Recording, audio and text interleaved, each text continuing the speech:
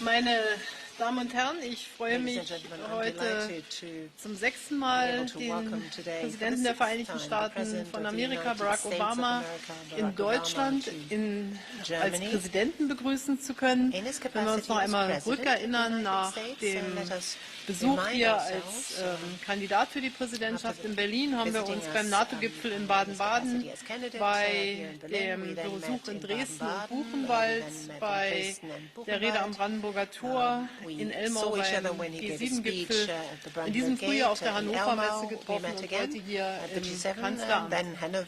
Ich will zu Beginn sagen, 8 Jahre neigen sich dem Ende und es ist der letzte Besuch von Barack Obama hier in Deutschland. Ich freue mich, dass er Deutschland als Station ausgesucht hat und darf mich für eine enge, vertrauensvolle Freundschaft sort of stopovers on this trip, and thank you very much. Thank you for the friendship you've always demonstrated. Thank you for the reliable friendship and partnership you demonstrated in very difficult hours of our relationship. So let me again pay tribute to what we've been able to achieve, to what we discuss, to what we were able to bring about. Difficult hours come to mind, as I said, those that had a bearing on the cooperation of our intelligence services. And I'm very grateful that Barack Obama, as president of IS, we recognize how important the cooperation with intelligence services, and here first and foremost also with the services of the United States, is. We need this cooperation. Let me say this from a German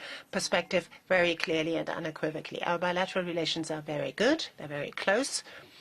In the areas of business, of the economy, the United States of America last year were our most important trading partner, both for Germany and the European Union. The European Union and the United States of America are the big, important economic areas for us, which is why I've always come out strongly in favor of concluding a trade agreement with the United States of America. We have made progress. Quite a lot of progress. They cannot be stopped, those negotiations, but we'll keep what we have achieved so far, and I'm absolutely certain that one day we will come back to what we have achieved and build on it. Because, and that is my deep conviction, globalization, and I think we share this conviction, is that globalization needs to be shaped politically. It needs to be given a human face, but we cannot allow to fall back into pre-globalization time. So this conclusion of trade agreements that go beyond the scope of mere tariff agreements and customs agreements are most important, and I'm very pleased that we were able to bring this to fruition between Canada and the EU. We've made great progress, particularly if we look at one of the great global issues, namely climate protection. Without the engagement of the current administration under the leadership of Barack Obama, this Paris Agreement would never have come about. There has been a change in the attitude in the United States towards that agreement, but there is also a better cooperation with China.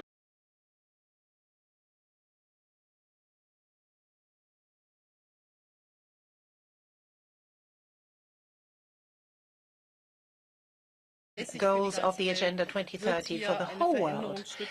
This is indeed a sea change, I think, that we see here, and step by step it will be implemented. There's another point that I wanted to mention here, particularly the engagement and commitment to Africa.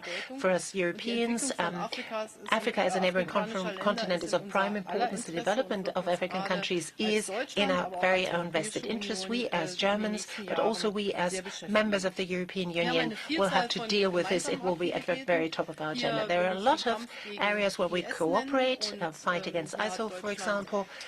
Here, Germany was able to contribute to a certain extent in certain areas, will continue to do so, for example, in supporting the Peshmerga, in air policing. But we also have to acknowledge that the United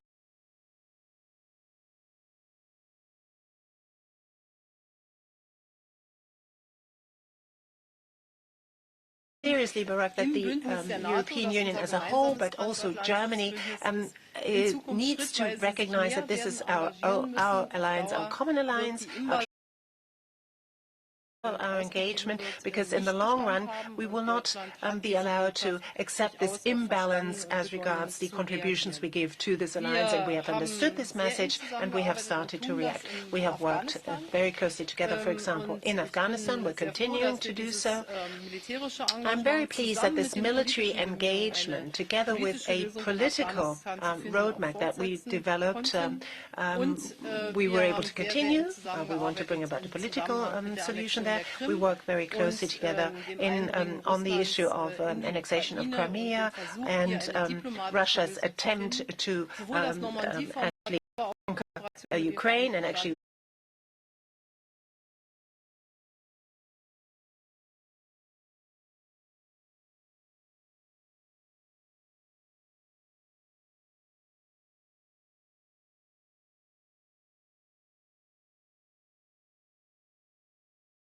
new administration. This is the end of an 8-year cooperation that was very close indeed.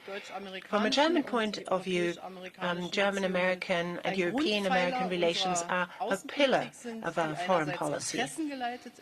And foreign policy that is obviously guided by interests, but that is very much also committed to shared values. So we have a platform, democracy, freedom, respect of human rights that we would like to see respected all over the world, and also a peaceful world order. We have shared those values, we continue to share those values, and obviously we will continue to cooperate with the new administration. But today, I think a word of gratitude is at hand. Thank you very much for this very close, very intensive cooperation. It's wonderful to be back in Berlin. This is my 6th visit to Germany. It will not be my last. I have somehow continued to miss Oktoberfest, so that's probably something that is better for me to do as a former president rather than as president. I'll have more fun. It's also wonderful to be back with my great friend and ally, Chancellor Merkel. As I reflect back over the last 8 years, I could not ask for a steadier or more reliable partner on the world stage, often through some very challenging times. So I want to thank you for your friendship, for your leadership, and your commitment to our alliance. And I want to thank the German people for the incredible partnership that our countries have been able to establish all these years. Last week marked the 27th anniversary of the fall of the Berlin Wall. The United States was proud to stand with the people of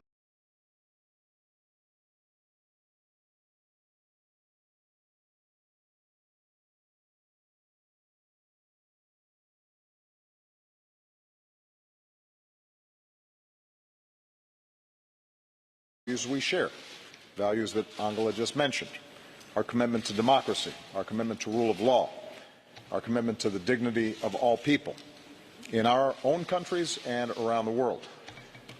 Our alliance with our NATO partners has been a cornerstone of U.S. foreign policy for nearly 70 years, in good times and in bad, and through presidents of both parties, because the United States has a fundamental interest in Europe's stability and security. The commitment that Angela and I share to this guiding principle has formed the basis for our conversations this afternoon. We discuss our efforts to keep our countries competitive and to create jobs and opportunity on both sides of the Atlantic. The negotiations on agreements like TTIP have been challenging, and obviously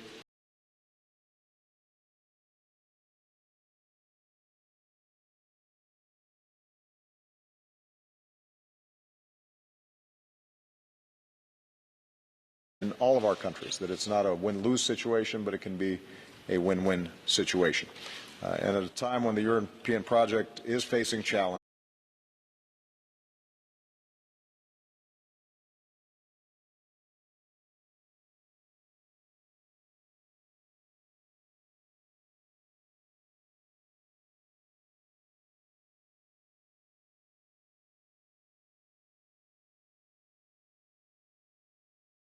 transparent fashion and preserve as closely as possible the economic and political and security relationships between the UK and EU.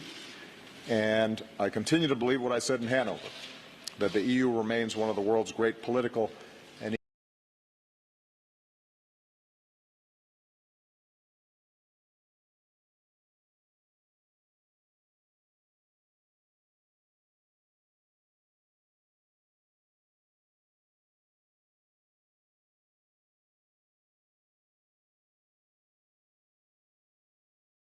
it is that we work together and that we are willing to uphold principles that have resulted in unprecedented prosperity and security throughout Europe and around the world.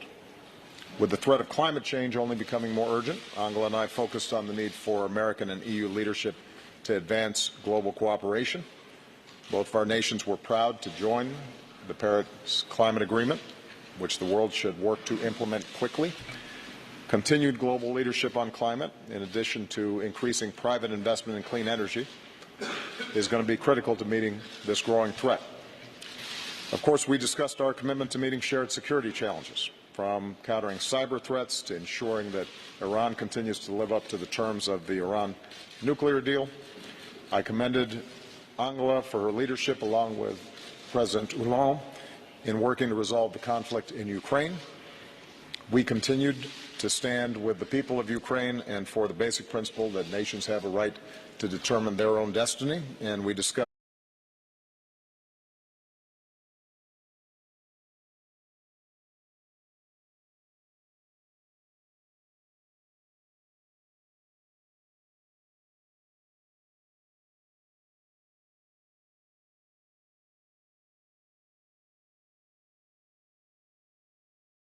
We are very grateful for the vital contributions Germany has made to this fight, training local forces in Iraq, sharing intelligence, providing reconnaissance aircraft, including the recent deployment of additional NATO AWACS. And as Iraqi forces continue the liberation of Mosul, I'm pleased that NATO will be meeting the commitment we made in Warsaw to begin training additional forces in Iraq, which started this January. We also continue to stand united with Germany and our NATO allies in our ongoing efforts to build peace and stability in Afghanistan. On Syria, it's clear that the indiscriminate attacks on civilians by the Assad regime and Russia will only worsen the humanitarian catastrophe, and that a negotiated end to the conflict is the only way to achieve lasting peace in Syria. Angela and I also agreed the need for a comprehensive and humane response to the devastating humanitarian crisis in Syria and for the influx of migrants and refugees from around the world. We need to build on the progress achieved at the UN Refugee Summit, which yielded new commitments from some 50 nations and organizations. The United States is doing our part by increasing the number of refugees we resettle, and I want again to commend Angela and, more importantly, the German people for the extraordinary leadership and compassion that you have shown in the face of what I know is a very difficult challenge. You are not alone in trying to deal with this challenge.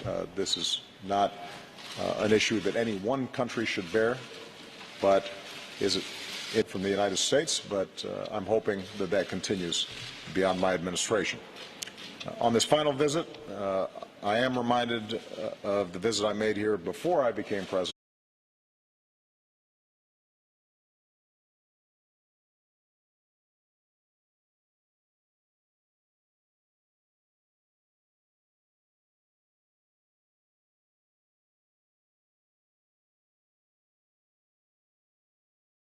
And look at Germany, look at Chancellor Merkel.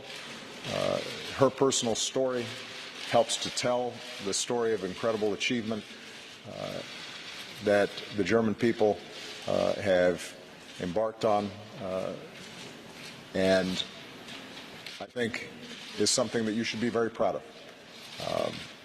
It is not inevitable that we make progress. It requires hard work. Sometimes it may seem as if progress is stalled, but what the history of post-war Germany shows is that strength and determination and focus and adherence to the values that we care about will result in a better future for our children and our grandchildren. And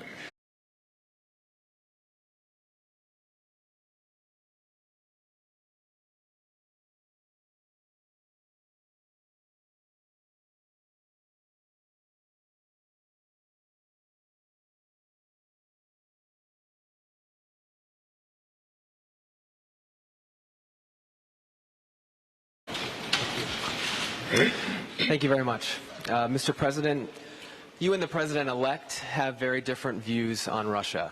After your meeting with him last week, can you assure Chancellor Merkel that a Trump administration would also support strong sanctions against Moscow? Similarly, what have you told President Putin about Russia's influence on the U.S. election, and how would you advise European countries to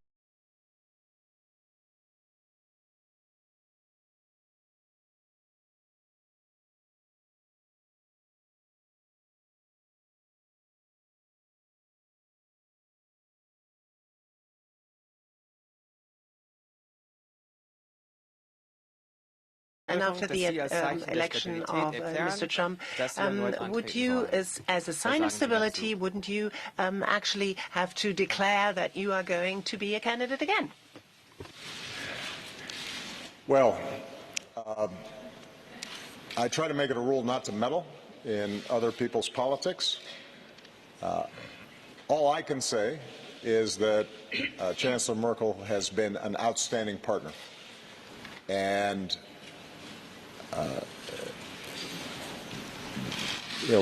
Chancellor Merkel is perhaps the only leader left among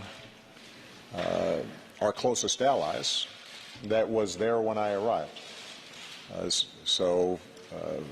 In some ways, we are now the veterans of many challenges over the last 8 years. And although we have not always been in sync on every issue, in terms of our core values, in terms of her integrity, her truthfulness, her thoughtfulness, her doing her homework, knowing her facts, her commitment to looking out for the interests of the German people first, but recognizing that part of good leadership on behalf of the nation requires engaging the world as a whole and participating effectively in multilateral institutions. I think she's been outstanding. So it's up to her whether she wants to stand again, and then ultimately it'll be up to the German people to decide what the future holds. If I were here and I were German and I had a vote, I might support her. But I don't know whether that approach to Russia has been constant since I first came into office. Russia is an important country. It is a military superpower. It has influence in the region, and it has influence around the world. And in order for us to solve many big problems around the world, it is in our interest to work with Russia and obtain their cooperation. I think we should all hope for a Russia that is successful, where its people are employed and the economy is growing and they are having good relationships with their neighbors and participating constructively on big issues like climate change. So I've sought a constructive relationship with Russia, but what I have also been is realistic in recognizing that there's some significant differences in how Russia views the world and how we view the world.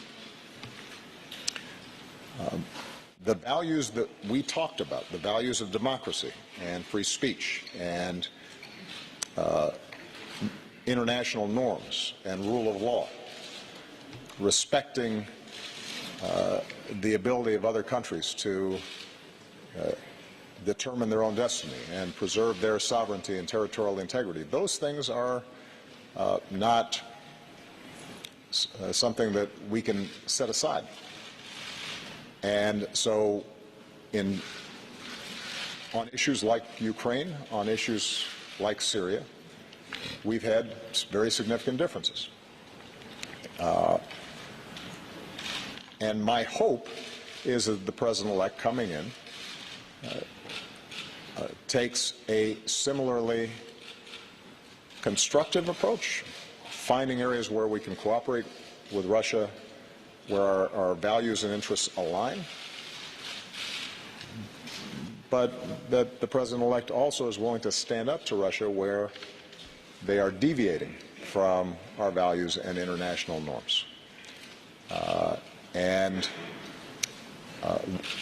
I don't expect that the president-elect will follow exactly our blueprint or our approach,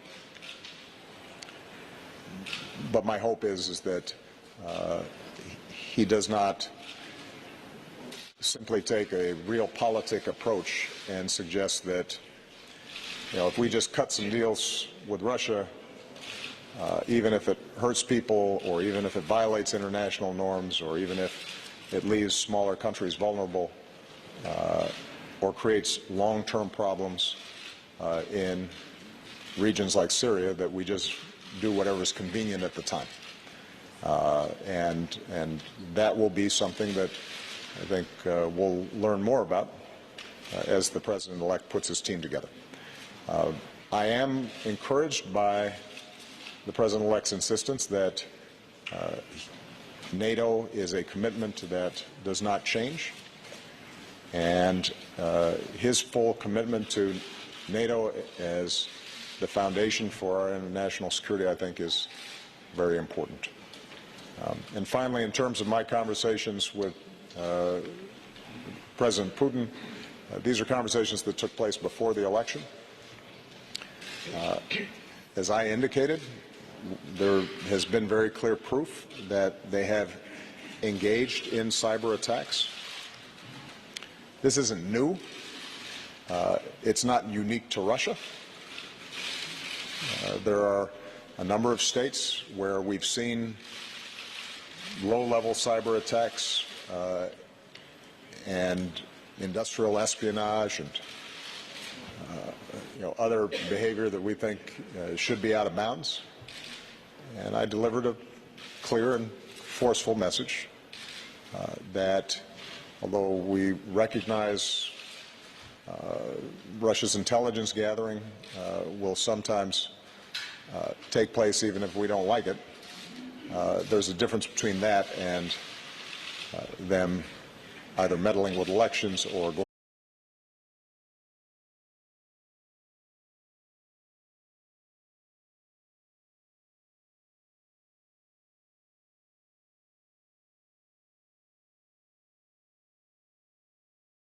area of cyber is something that at an international level, a cyber arms race. A lot of countries have advanced capabilities, and given the vulnerabilities of our infrastructure and our economies to digital platforms, we have to be careful in making sure that this doesn't become a lawless, low-level battlefield. We've started trying to put together some principles that were adopted in the G20, the G7, and at the UN levels, but a lot more work remains to be done on that front. Ja, ich möchte als erstes Well, allow me, if I may, to underline, first of all, that I'm very much impressed that in spite of a very tough election campaign, this transition period in the United States of America, because it follows democratic principles, is working smoothly, because this is all about the American people. It's about the destiny of the American people. The outgoing administration is sharing its knowledge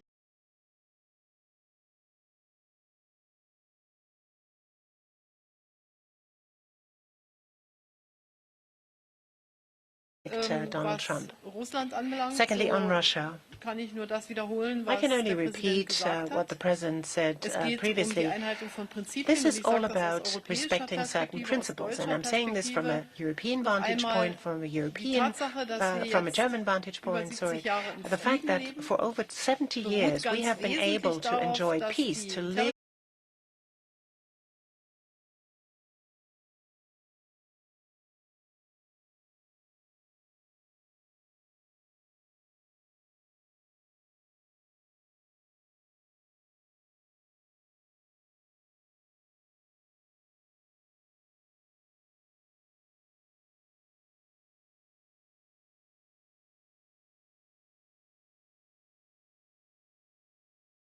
the Normandy process in close coordination with the United States of America, and particularly from a German perspective, from a European perspective. I can only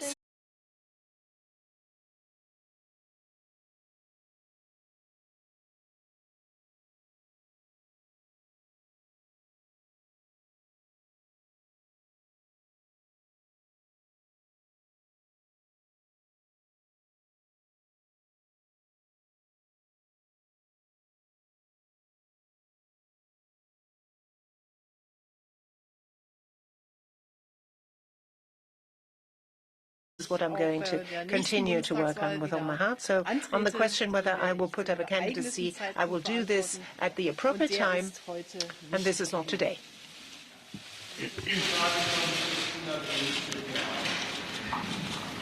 Deutsche Presseagentur Christina Dunz. German press agency Christina Dunz is divided. You, as first black president, as first African-American president, who did so many things so differently, who raised so much hope all over the world, do you think that you have perhaps, in a way, put too much of a strain, maybe too much of demands on the Americans?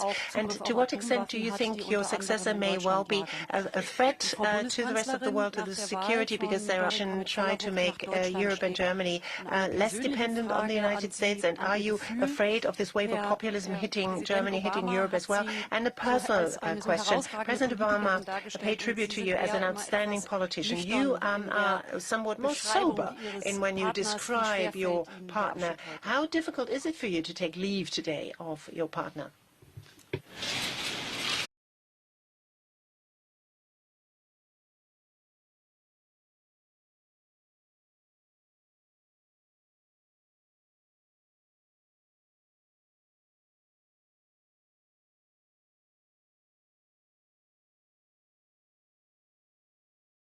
Look at long-term trends in our economy, in our society, in the international sphere, and using my best judgment, shape policies that will serve the American people, keep them safe, keep our economy to work, and best ensure peace, cooperation, and stability around the world. And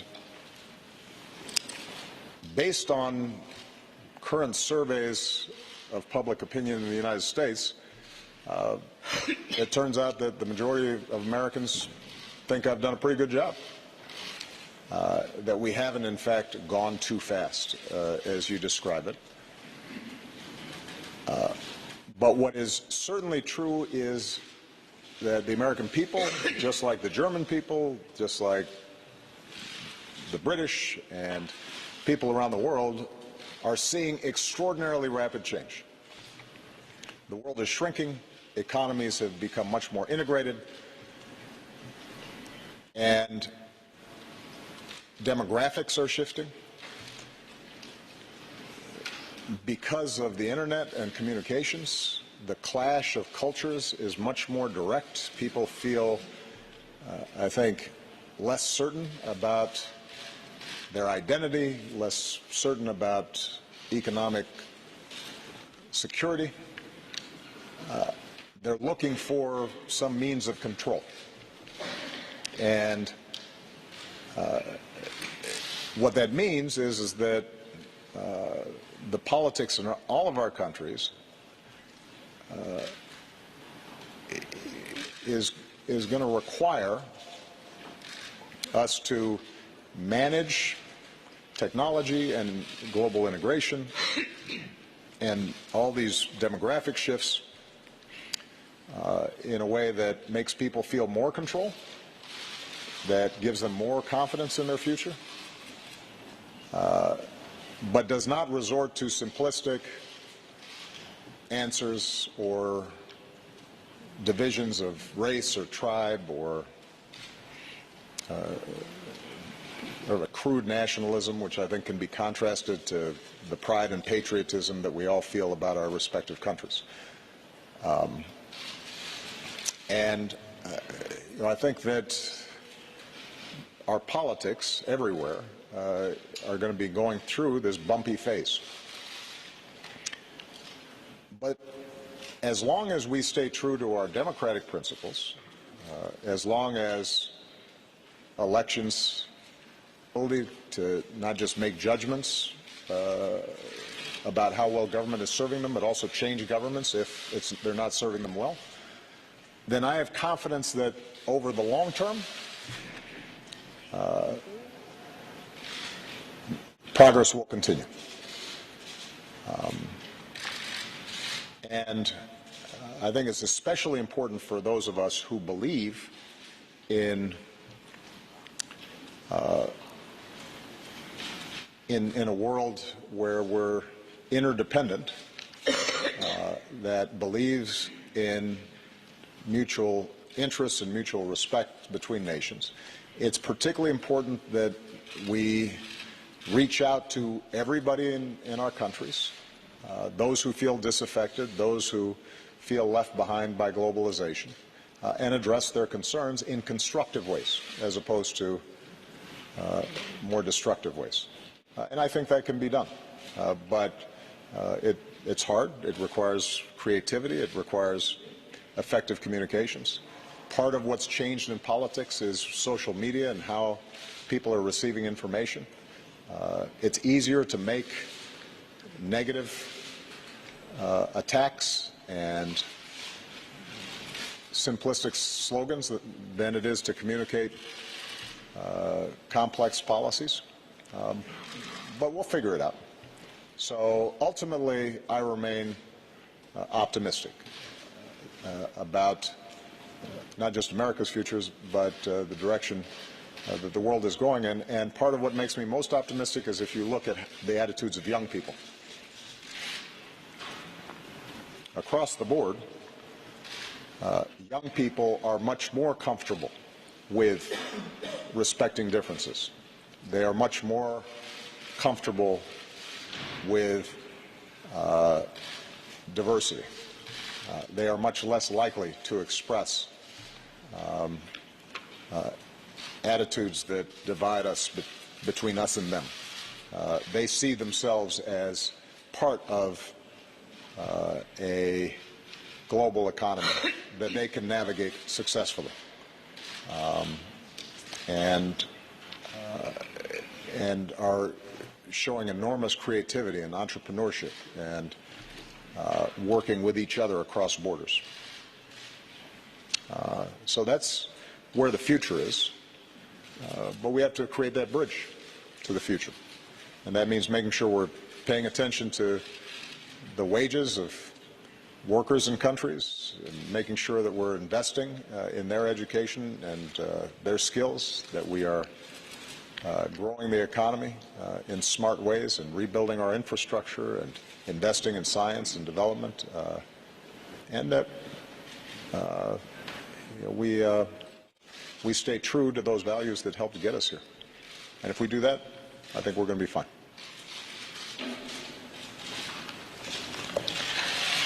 Ja, erstens zu der Frage.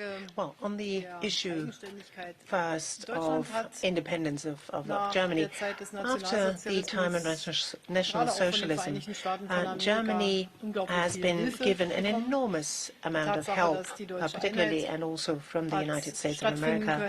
The fact that we were able to enjoy German unification is due first and foremost to the help of the United States of America. And ever since Germany was able to regain its unity, it is in an even stronger position to give its contribution to upholding this order to which we feel committed and for which particularly people in the German Democratic Republic stood out there in the streets to keep this up, to maintain this order, particularly also in our country. Now we're trying to do more than it used to be 26 years ago, and there are a number of other areas where we have to also make a stronger contribution. We will all have to do more in development cooperation.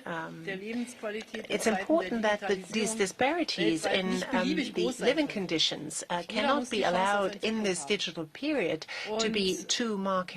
Each and everyone must be given an opportunity to participate, which is why Germany's fate in many ways depends on the firmness of its alliance with NATO, with the European Union. We cannot stand alone with 80 million people. In this world of today, you cannot, when you just stand on your own, achieve much, even though you may be economically strong.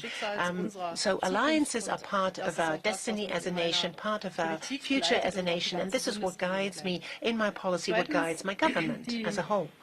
Secondly, this wave of populism that seems to engulf us, well, look at the, and that seems, in your words, to come from the United States. Look at the European Parliament.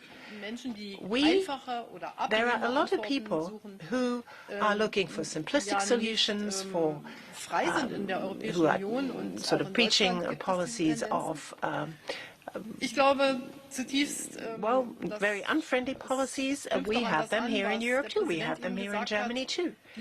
And to take up where the President left off, digitization is in a way a disruptive force, a disruptive technological force that brings about deep-seated change, transformation of society. Look at the history of the printing press. When this was invented, what sort of consequences this had, or industrialization, what sort of consequences that had. Very often it led to enormous transformational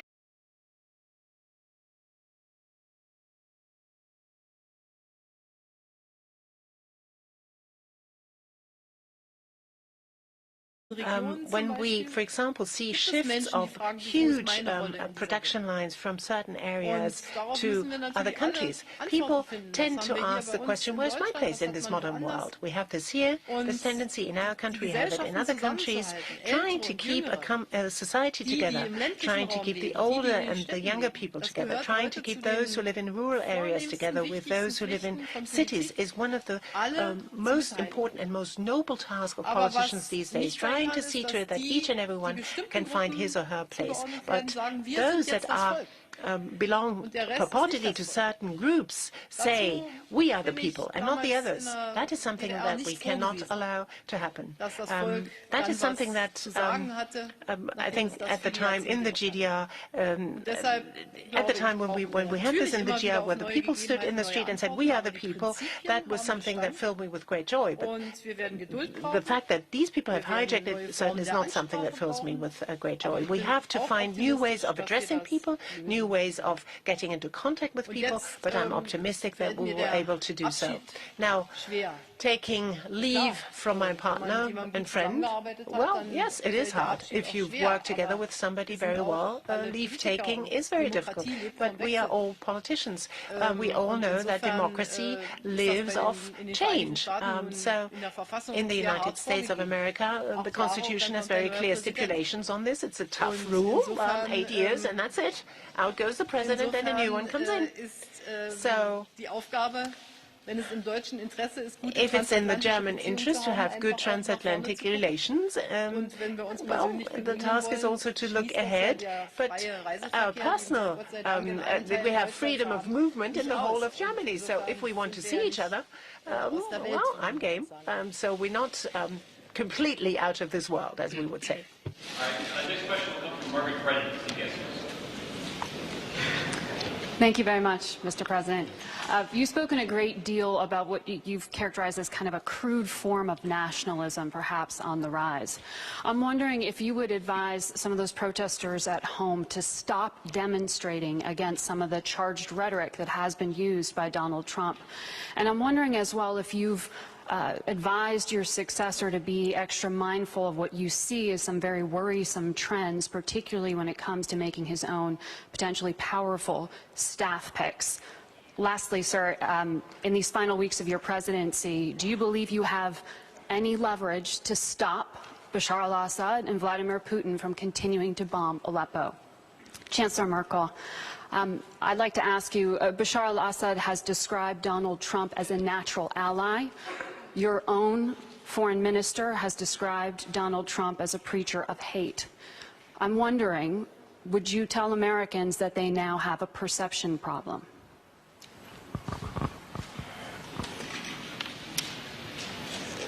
One of the great things about our democracy is it expresses itself in all sorts of ways.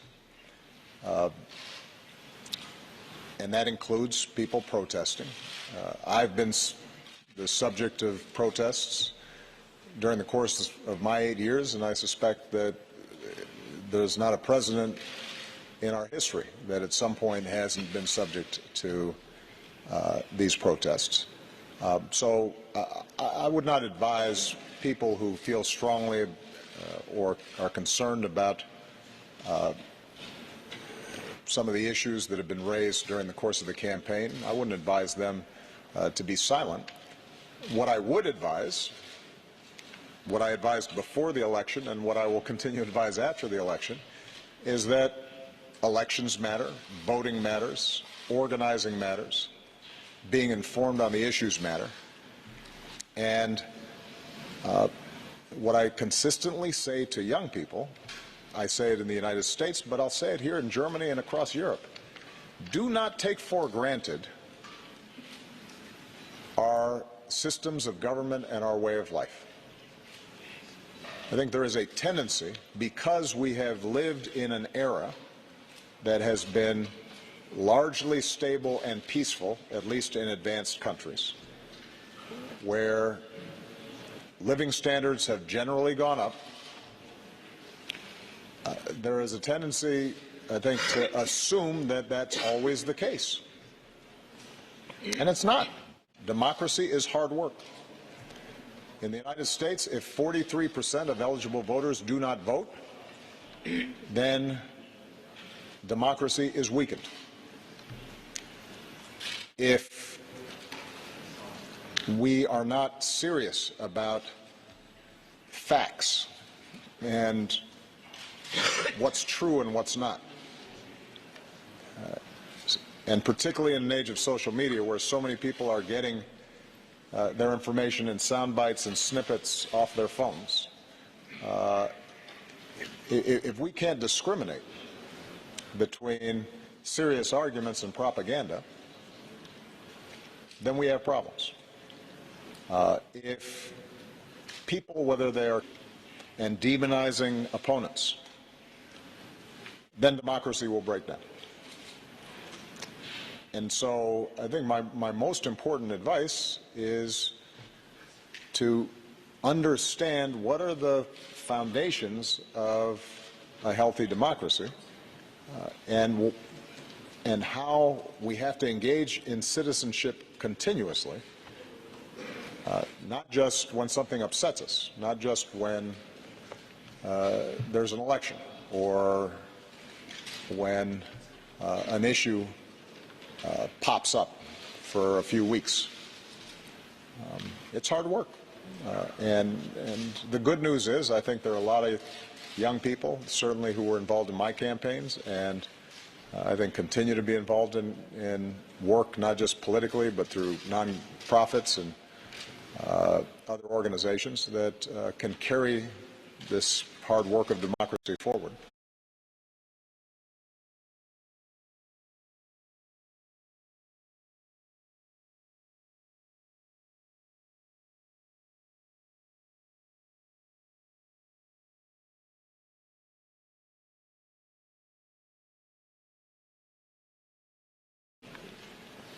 And I'll be honest, there have been times when I listen to the rhetoric in Europe where an easy equivalence somehow between the United States, between how our governments operate versus other governments operate, where those distinctions aren't made. I've said many times around the world that like any government, like any country, like any set of human institutions, we have our flaws. We've operated imperfectly. There are times when we've made mistakes. There are times where I've made mistakes or our administration hasn't always aligned ourselves with the values that we need to align ourselves with. It's a work of constant improvement. But I can say to the German people that the United States has been good for Germany, has looked out for Germany, has provided security for Germany, has helped to rebuild Germany and unify Germany. And I can say across Europe that many principles that have been taken for granted here around free speech and around civil liberties and an independent judiciary and fighting corruption. Those are principles that, not perfectly, but generally we have tried to apply not just in our own country, but also with respect to our foreign policy. And that should be remembered, because at an age where there's so much active misinformation, and it's packaged very well, and it looks the same when you see it on a Facebook page or you turn on your television,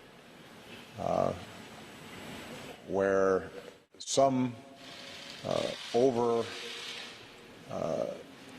zealousness on the part of a U.S. official is equated with constant and severe repression elsewhere. If everything seems to be the same and no distinctions are made, then we won't know what to protect. We won't know what to fight for. And we can lose so much of what we've gained in terms of the kind of democratic freedoms and market-based economies and prosperity that we've come to take for granted. That was a long answer, wasn't it? I don't remember. I did. He ran an extraordinarily unconventional campaign, and it resulted in the biggest political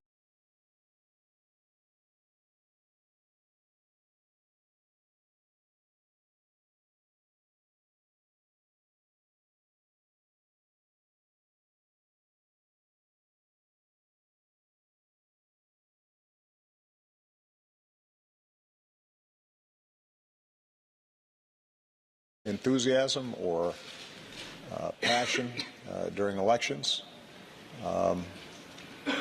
may be different than what will work in terms of unifying the country and gaining the trust even of those who didn't support him. And he's indicated his willingness to, his understanding of that, but you're absolutely right that that has to reflect itself not only in the things he says, but also how he fills out his administration. And my hope is that that's something that he is thinking about.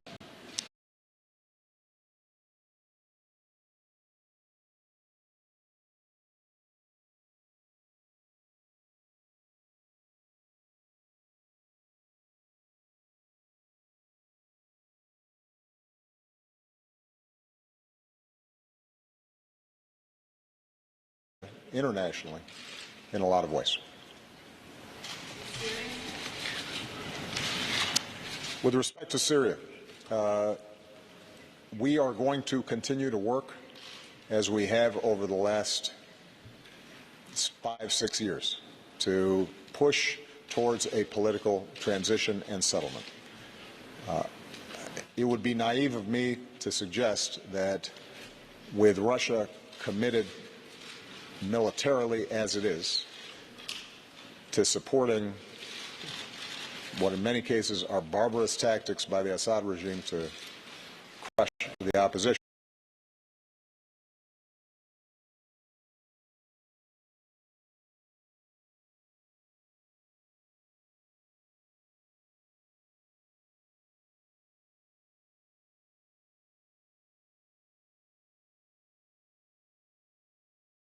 Assad or Russia or Iran at this point.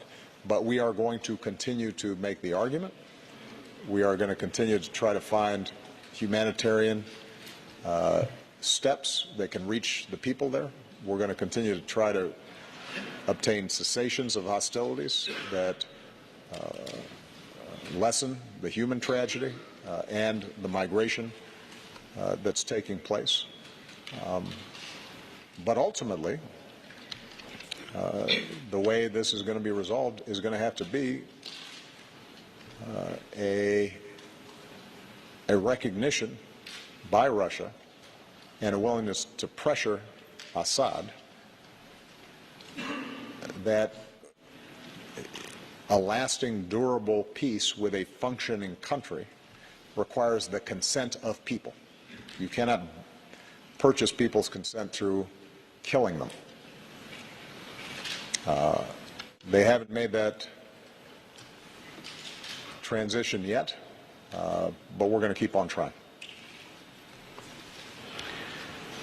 Ja, ich kann, glaube ich, für die ganze I think I can speak Ich kann für die ganze Bundesregierung for the whole sagen, of the dass federal wir government uns jetzt when I nicht mehr say in der that Phase des we are no Wahlkampfs longer befinden in den in Vereinigten Staaten a von Amerika, phase, sondern in in der election Phase mode nach in dem the United Wahlkampf. States. Es We're gibt in ein Interesse post-election mode. There der is an Bundesrepublik Deutschland interest mit of the den Federal Republic Vereinigten of Staaten von Germany to Amerika gut zusammenzuarbeiten. cooperate Das gilt well für with the United jeden States of America. Präsidenten This auf der goes for Basis each and unserer every Werte, president von on the denen ich basis of glaube, dass shared sie values. gemeinsame And I Werte believe that sein these sollen. are indeed shared Und was values Assad and should be anbelangt, shared so values. So as kann to ich nur sagen, my position on President Assad, hat Assad as president aktiv has seine eigene actively Bevölkerung mit Fassbomben in schrecklichster Weise tried to kill his own people. hat, He wenn has man sich Aleppo bombed them anguckt, with barrel bombs in menschliches a Leid most zu terrible way. verantworten. He has Und brought wenn Sie einmal untold mit den suffering vielen over syrischen his people. Flüchtlingen If you look at hier, die Aleppo hier and auch other in places, when you Deutschland talk to the many Syrian refugees sprechen, who dann have werden Sie fled das here to Ihnen Germany, berichten können.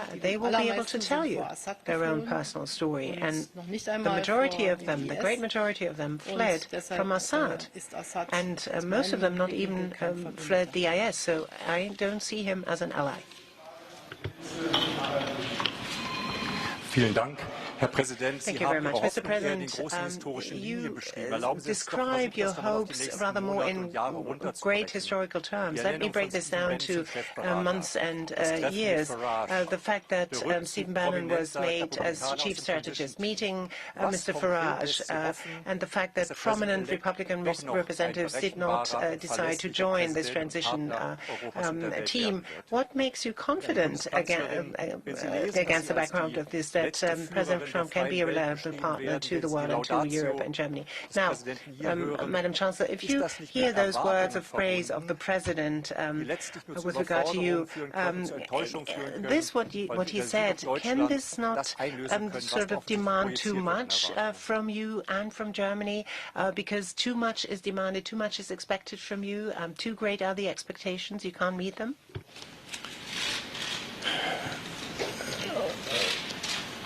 I'm always optimistic.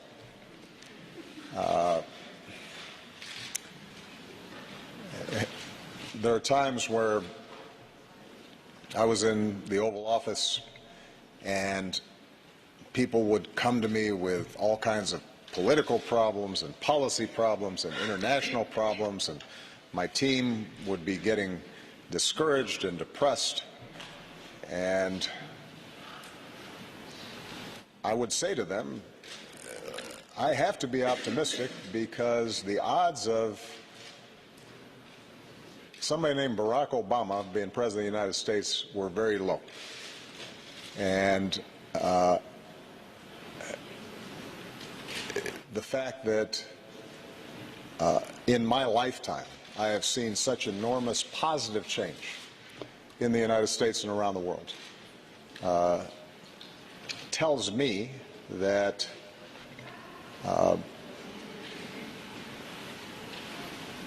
that although history does not travel in a straight line, it moves in the direction of justice and freedom and a better life for people. But we have to fight for it. We have to work for it. What makes me cautiously optimistic about my successor and the shift from campaign mode to governance is There is something about the solemn responsibilities of that office,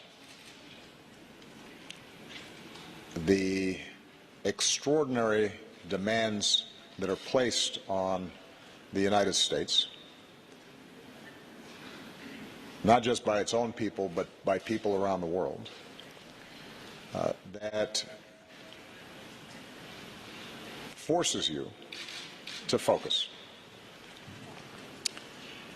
that demands seriousness. And if you're not serious about the job, then you probably won't be there very long, because it will expose problems. Even when you're doing a good job, even when you are attentive, there's so many things that come across your desk that people are going to question you, and you're going to have opponents and you're going to have critics. And you figure that out pretty fast when you're sitting there.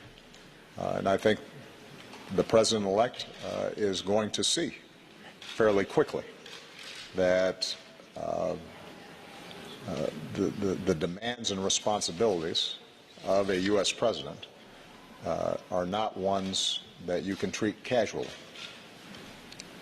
And that in a big, complex, diverse country, the only way that you can be successful is by listening and reaching out and working with a wide variety of people.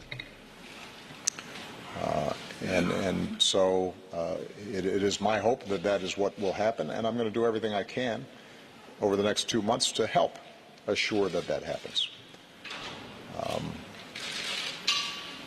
It is absolutely true that Chancellor Merkel is going to have significant responsibilities, has had extraordinary burdens that she's had to carry. If she chooses to continue, you're right, she will have big burdens. I wish I could be there to lighten her load somewhat, but she's tough. And I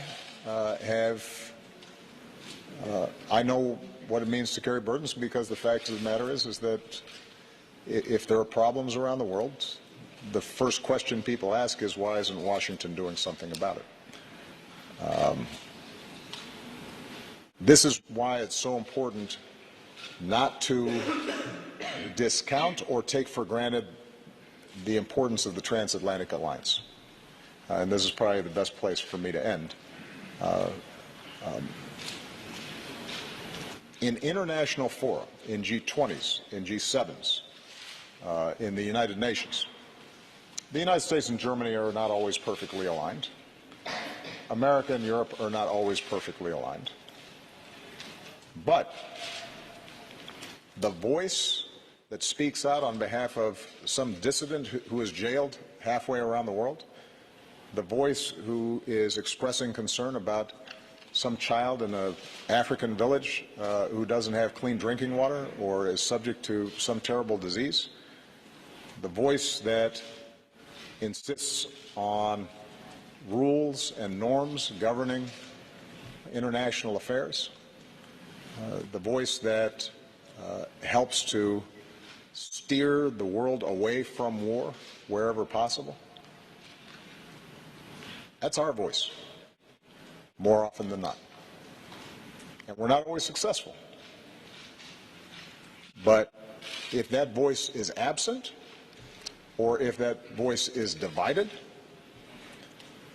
we will be living in a meaner, harsher, more troubled world. And we have to remember that. And whoever is the U.S. president, and whoever is the Chancellor of Germany, and whoever is the leader of other European nations and other democracies around the world, they need to recognize that. There are going to be forces that argue for cynicism, for looking the other way with somebody else's problems, that are not going to champion people who are vulnerable, because sometimes that's politically convenient. And if we don't have a strong transatlantic alliance that's standing up for those things, we will be giving to our children a worse world. We will go backwards instead of forwards. So whoever the U.S. president is, whoever the Chancellor of Germany is, we need to remember that, and our citizenry, who decide who our presidents and chancellors are, need to remember that.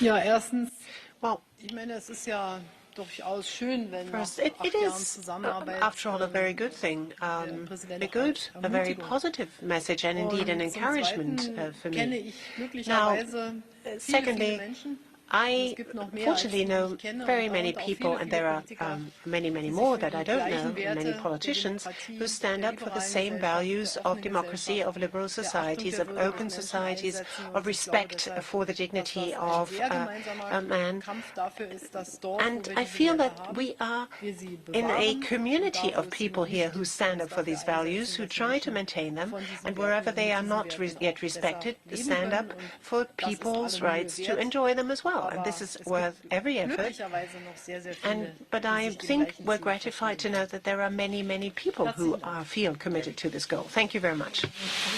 Sure, well.